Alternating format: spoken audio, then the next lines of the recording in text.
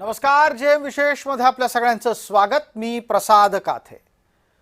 पहिली घटना आहे ती भारताच्या अभिमानाची आणि भारताच्या अभियंत्यांच्या कमालीची।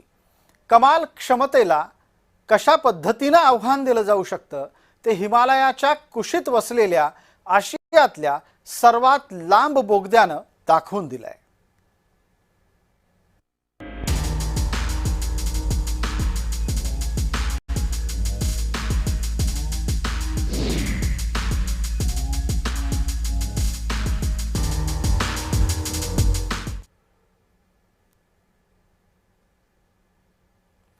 हिमालयाच्या कुशीमध्ये आशियातला सर्वात लांब बोगदा बांधला जातोय।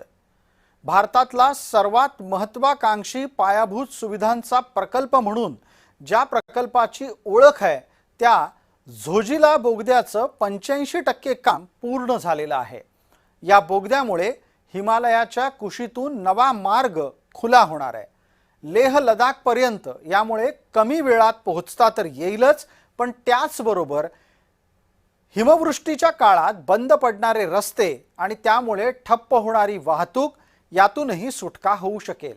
कारगिल आणि लडाखसाठी वर्षभर सुरक्षित दळणवळणाचा ऐतिहासिक पर्याय या बोगद्यामुळे मिळणार आहे। झोजिला बोगद्याचं 85% काम पूर्ण झालंय।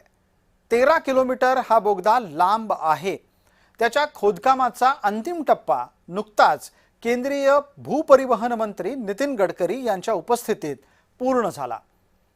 2028 पर्यंत हा बोगदा नागरिकांच्यासाठी खुला होईल।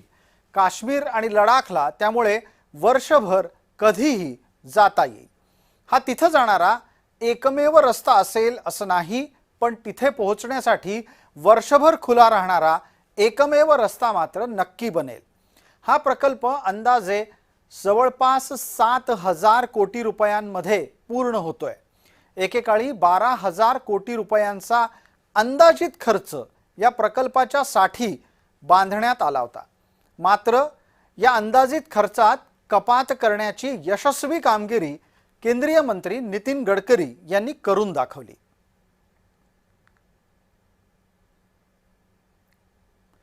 या बोगद्यामध्ये असा काय खास आहे ते आपल्याला जाणून घ्यायलाच हवं।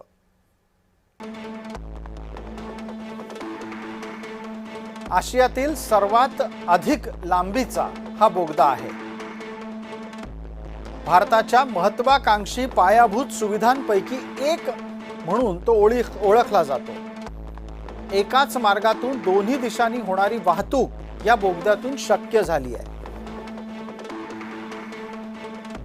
11,000 फूट उंचीवर 13 किलोमीटर लांब असा हा बोगदा आहे। त्याची उंची जवळपास 8 मीटर तर रुंदी 9.5 मीटर इतकी आहे। या बोगद्यामुळे 1.5 तास एरवी लागणारा प्रवासाचा वेळ कमी होऊन 15 मिनिटावर येईल। काश्मीरचं खोरं आणि लडाखमध्ये बारमाही दळणवळण शक्य होणार आहे। काश्मीरी व्यवस्था गतिमान होणार आहे। काश्मीरमधल्या नागरिकांच्यासाठी हा बोगदा जीवनवाहिनी ठरेल। प्रकल्पाचा अंदाजित खर्च आपण थोड्याच वेळापूर्वी सांगितल्याप्रमाणे जवळपास 7,000 कोटी रुपये इतका होता। जगभरातून अनेक पर्यटक वर्षभर उत्तर भारतामध्ये पर्यटनाच्यासाठी जात असतात। काश्मीर आणि लेह लडाखचं प्रदर्शन आणि तिथलं पर्यटन हे या निमित्तानं एक आकर्षणाचं केंद्र वारंवार अधोरेखित होत असतं। मोठ्या प्रमाणात पर्यटकांमध्ये श्रीनगर, लेह इथे जाण्यासाठी उत्सुकता असते, पण त्याचमुळे या मार्गावर अनेकदा वाहतूक कोंडी झालेली पाहायला मिळते। दुर्गम भागातून जाणाऱ्या या मार्गावर प्रवासाच्यासाठी 10 तासांपेक्षा एरवी जास्त वेळ लागतोच। हा सगळा प्रवास झोजिला पासमधून केला जातो। तो अत्यंत दळणवळणाचा खडतर मार्ग आहे। हिवाळ्यात तर हा मार्ग जवळपास बंदच राहतो। बर्फवृष्टीमुळे या डोंगराळ प्रदेशातून प्रवास अशक्य बनतो। हिवाळ्यात या भागामध्ये इतर भागाशी संपर्क सुद्धा करणं मुश्किल असतं आणि त्याचमुळे 6 महिने हा भाग भारतापासून जवळपास तुटला गेलाय असं म्हटलं जातं। हे संरक्षण विषयक बाबींमध्येही अत्यंत गांभीर्यानं घ्यावं लागतं. तिथे पोहोचण्यासाठी हवाई वाहतुकीशिवाय पर्याय नसतो, मात्र तो अधिक खर्चिक पर्याय आहे. हवाई वाहतुकीच्यासाठी प्रसंगी 40,000हून जास्त रुपये मोजून आपल्याला विमानाचं तिकीट मिळू शकतं. हे प्रत्येकाला शक्य होईलच असं नाही. झोजिला बोगद्याच्यामुळे ही समस्या सुटेल. काश्मीर आणि लडाख जवळ येतील, वर्षभर एकमेकांच्या संपर्कात राहू शकतील. श्रीनगर, गांदरबल, सोनमर्ग, द्रास, कारगिल आणि लडाख यांच्यातल्या संपर्काला गती मिळेल. डिसेंबरमध्ये झोजिला बोगद्याचं बांधकाम पूर्ण होईल आणि डिसेंबर 2026 पासून भारतीय सैन्याला सगळ्यात आधी या बोगद्याचा वापर करू दिला जाणार आहे. फेब्रुवारी 2028 मध्ये हा बोगदा सामान्य नागरिकांच्यासाठी खुला होणं अपेक्षित आहे.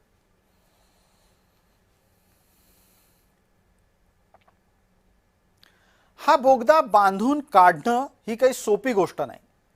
सह्याद्रीच्या तुलनेमध्ये हिमालय ठिसूळ आहे आणि म्हणूनच अशा ठिसूळ भूप्रदेशामध्ये इतका लांब बोगदा बांधायचा आणि तो यशस्वीरित्या पूर्ण करायचा, यामध्ये अभियंत्यांचं कसब पणाला लागलं.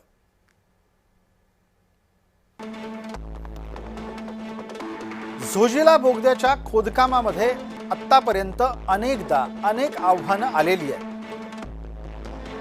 हिमालयातलं तापमान उणे 30 इथपर्यंत घसरलं तेव्हाही कामगार आणि अभियंते काम करत राहिले. कामाच्या दरम्यान अनेकदा हिमस्खलन होतच. या हिमस्खलनालाही कामगारांनी आपल्या इच्छाशक्तीच्या बळावर तारून नेलं.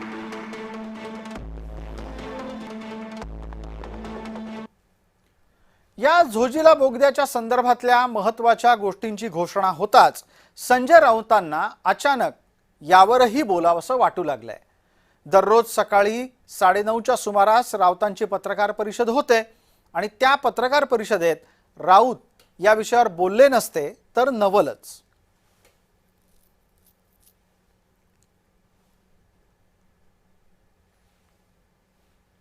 संजय राऊत यांनी पंतप्रधान नरेंद्र मोदींना पत्र लिहिलंय आणि त्यात झोजिला बोगद्याच्या दोन्हीही स्वतंत्र प्रवेशद्वारांना वेगवेगळ्या पद्धतीची आणि वेगवेगळ्या व्यक्तींची नावं द्यावीत आणि ज्यांची नावं दिली जातील ते राष्ट्रपुरुष असावेत अशी अपेक्षा व्यक्त केलेली आहे.